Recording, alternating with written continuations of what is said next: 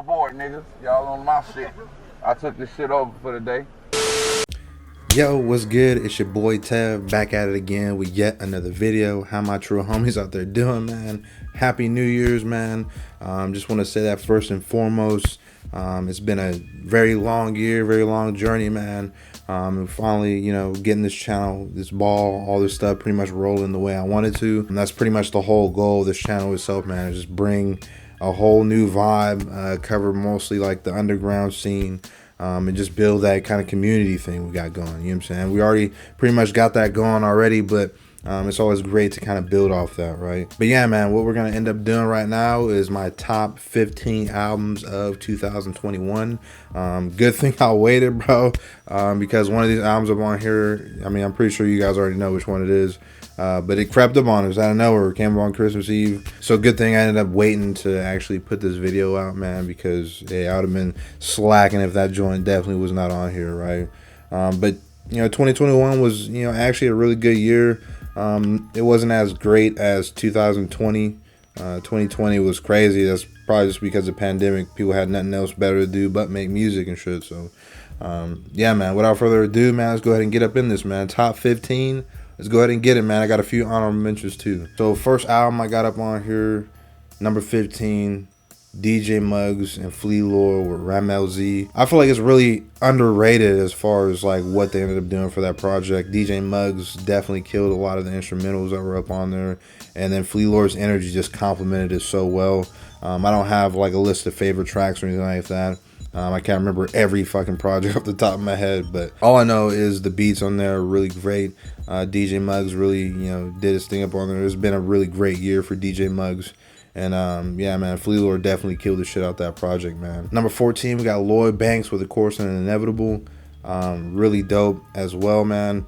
Came out of nowhere. Well, not really nowhere. I think Ransom had shouted him out saying that he was featured up on there and stuff like that. But yeah, man, really dope comeback for Lloyd Banks. He's been missing for a hot minute. And he was literally just on point with this entire project, man. I'll say like a lot of the instrumentals weren't, you know, the greatest, but he definitely came in with like a high level of energy. And I know the features up on there really killed it. I know Ransom's feature, when he was featured up on there, he really killed his verse up on there. But I feel like it's, you know, another one of those projects that, you know, people either slept on or, you know, they didn't end up putting on their own thing. But I feel like, you know, that album was really a very, very strong album for him. Number 13, we got Kyle with Martyr's Reward. This one crept out of nowhere as well. Had no idea that Kyle was dropping. I actually got like a reaction video to one of the songs that are up on there. But, you know, Kyle, you know how Kyle is if you listen to him, man. Talking about Brownsville, literally talking about, you know, his environment. Kind of comparing it to, you know, certain things, doing all these metaphors and stuff like that. But, you know, literally just talking about, you know, upbringing, struggles, stuff like that. Really dope album for sure, man. He always has kind of like that Rock Marciano-esque vibe-ish, you know, kind of going on with, you know, the kind of like dark, eerie, you know, drumless beats, stuff like that. But it was a very, very strong album for sure, man. Really love that one. What we got? Number 12. I'm gonna go through these quick, bro. I don't got time to sit here and, you know, be speaking on this shit forever. You know what I'm saying? But number 12, we got Conway the Machine with La Machina. Really dope album as well, man. If you guys want to check out my reaction video to that, it'll get up there. But I feel like it was a very strong album for Conway, man. A lot of people will sit here and say that it was his weakest just because he had like a lot more commercial stuff up on there. The production on there was way different than any other project that he's ever done. It was even way more different than From King to a God, but that's something that I actually like, right? Because it kind of showed like his versatility, him growing as an artist, and not being stuck, you know, pretty much in that box that everybody holds him in. Everybody gonna give me shit, but yo, KD slaps, bro. Like, I don't know what the hell y'all be talking about, but KD definitely slaps up on there, bro. Definitely one of my favorite tracks up on there. And I like how, you know, on that album it has something for everybody, right? So it has that Atlanta sound, it has that you know, that traditional Griselda, you know, Derringer beats towards the end. It literally has something on there for anybody, for newer and old fans. And that's why I feel like it's a very, very strong album for him, because it's not like he's just, you know, straight up going over those dark, eerie beats. And he actually has, you know, something else that he's talking about. Sometimes he's talking about other subject matter. So number 11, We got Evidence with the Unlearning Volume 1. I have no idea how this is not on anybody's top anything, bro. But this album is definitely really, really dope. I didn't think that it was going to be as good, as it actually was. The instrumentation on there definitely is really dope. And Evidence really does this thing up on there. Really great album. Number 10 is going to throw everybody off, bro. It's going to throw everybody off. You probably never even heard of this project before. If you have actually looked at my reaction channel up on here, I did a reaction to this actual album. It's Adonis with The Lord of the West. This album is crazy, bro. Like, I don't know how to explain it, bro, but the way that Adonis works, like, he always does like conceptual albums. Or not always, but he has like 2 conceptual albums. He has Logan and this one. I don't know if his other albums are really that as conceptual as those 2. I don't know. It kind of has that Samurai Champloo type of vibe to it, man.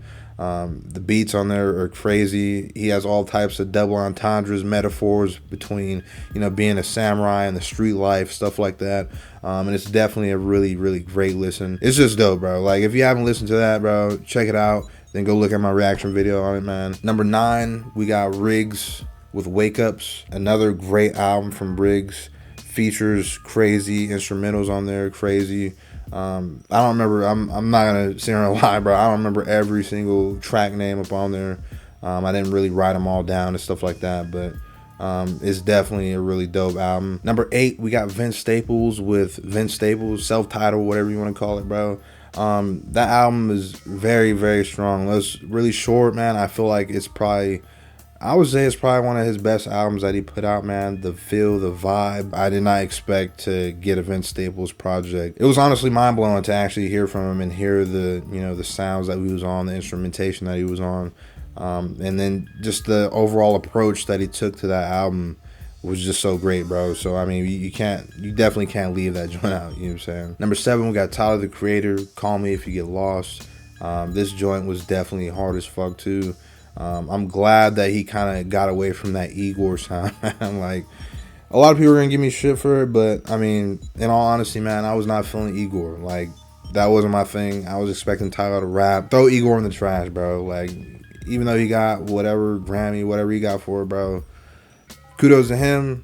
Not feeling Igor, bro. So I'm glad that West Side Gun and them kind of inspired him to, start rapping and all that stuff again.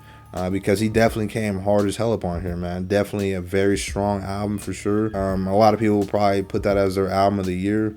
But for me, I wouldn't really put it as album of the year, man. It was dope. Definitely a really dope project. But there's a lot of stuff that, I feel like was a lot better than that. Number 6, we got Ransom and Rome Streets with Coup de Grace.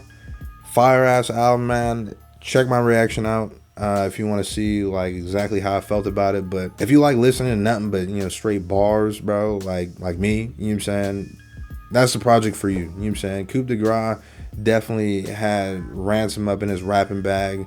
Even from the opening track, man, he instantly just starts spitting crazy ass bars. Rome Streets up on there was great as well. Rome Streets definitely had a very great year. He's been featuring on a lot of projects. Even, all the albums that he actually dropped this year are probably like one of the top albums. But yeah, man, Coup de Grace, Rome Streets, and Ransom, definitely very hard. Number 5, we got West Side Gun, Hitler Wears Hermes 8, side A and B. I did a thing where I pretty much just put it all into one playlist and listened to it simultaneously as a double album. And it's the best way to listen to it, bro. It's literally the best way to listen instead of, separating it A side B. Technically, it's one whole album. It's just a double album. So, I mean, listening to, it that way was really great. I still kind of like side B more than A just because of instrumentation and stuff like that. Side A kind of felt more like Fly God is an Awesome God 3 for me. It just kind of gave me that feeling just because Stove God Cooks was pretty much all over that. But Rome Streets, definitely, bro. His featuring on A and B is just crazy, bro. Like, literally my favorite feature throughout the whole entire West Side Gun, Hitler Wears Hermes 8, A and B. He definitely stole the show as far as features up on there.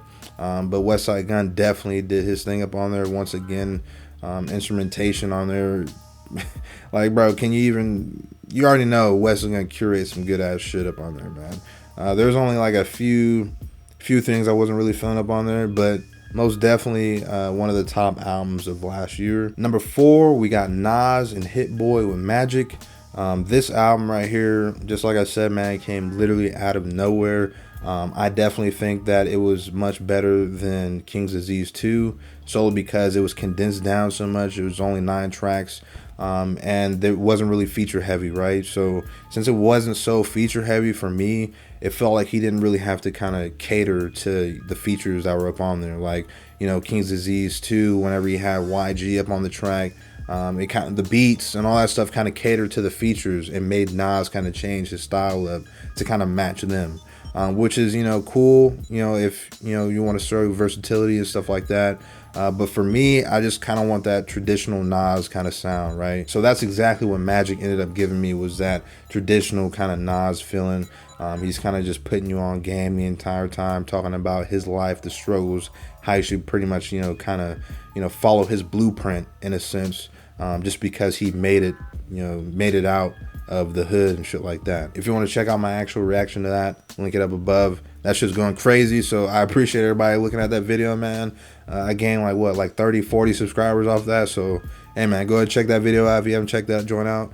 And yeah, I appreciate everybody, you know, supporting that damn video, because that shit's going hard as fuck right now. Number 3, we got Rome Streets and DJ Muggs with Death and Magician. Crazy project, man. Once again, like I said, DJ Muggs is definitely killing everything right now. He had like what, like 5, 6 drops this entire year. Rome Streets, he had a Hologram. Who else, man? He had Rome Streets, Hologram, Flea, Lloyd. Damn, I can't remember all this shit off the top of my head, but he definitely had a lot of projects out this year. Definitely killing the game as far as, you know, production and catering to everybody else. Oh, he had a Crime Apple album out. Damn, bro, he had a lot of albums out this year, in all honesty, man. I can't even remember them all. You know, that dark, gritty feel that he always gives these instrumentations, man, really fit Rome Streets and what he was kind of talking about. You know, that Death and the Magician theme, you know, throughout just kind of carried on with the instrumentation, and it really helped out Rome Streets as far as, you know, what substance and the bars that he was actually putting out, bro. Number 2, we got Makami, Pray for Haiti. It definitely stole the cake as far as, you know, what the standard was supposed to be set at for the rest of the year. With the curation of Westside Gunn, it kind of brings that, I don't know, early Griselda feel to everything, pretty much. It's probably the first Makami project that I'm really, really, really into. I know who Makami is and stuff like that, but I wasn't really into, you know, his projects crazy heavily like that until, you know, I kind of stuck around with Pray for Haiti.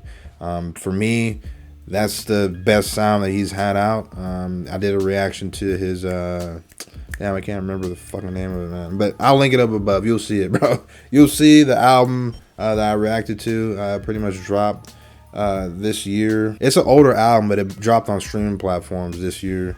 That was a really strong album for Makami, but most definitely, like, you know, Pray for Haiti, that's probably my standard set for what the Makami sound should be like. All right, before we get to my number 1, we'll go over a few honorable mentions. I'm just going to go through these, man. Very dope albums. If you haven't checked any of these out, man, go ahead, check them out. First honorable mention is Vino Lamano, Without Conscious.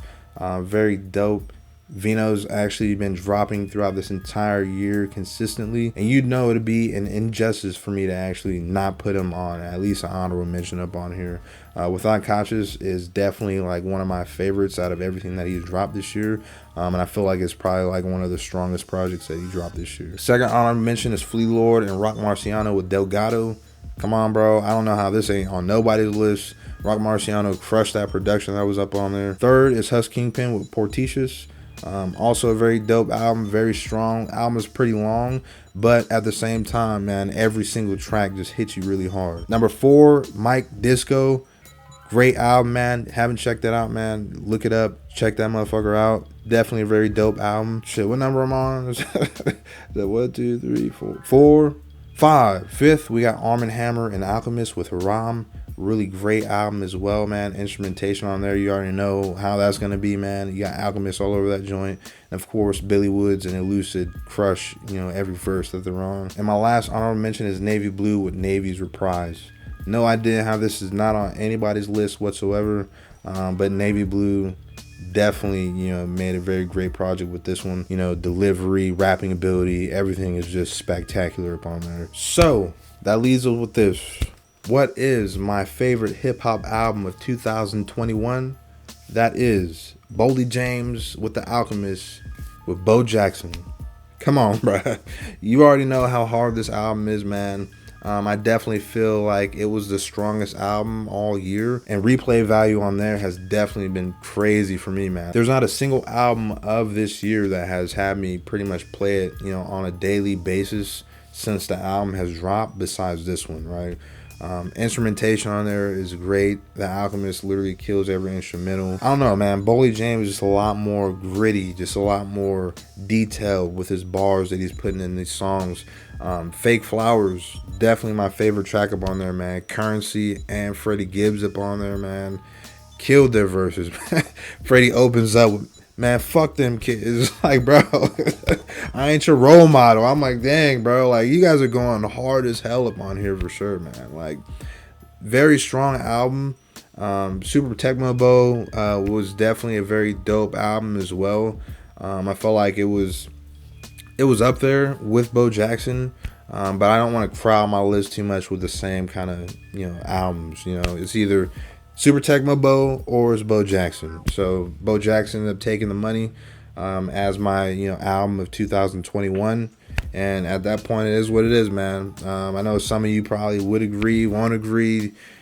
I don't care what you do, bro. If you don't agree, whatever, bro. Like, don't shoot the messenger, bro. Don't shoot the messenger. Like, I don't care if you're upset about my list. You can, ramble down in the comments section about how upset you are. But yeah, man, that was my favorite hip hop albums of 2021. Did you like my list? Did you not? Let me know in the comment section down below, man. What was your top album of 2021? Let me know as well. You already know what it is, man. It's your boy Tev. 2022, new year. Let's get it, man. Road to 5K. I'll catch y'all on another video, man. I'm up out of here. Peace.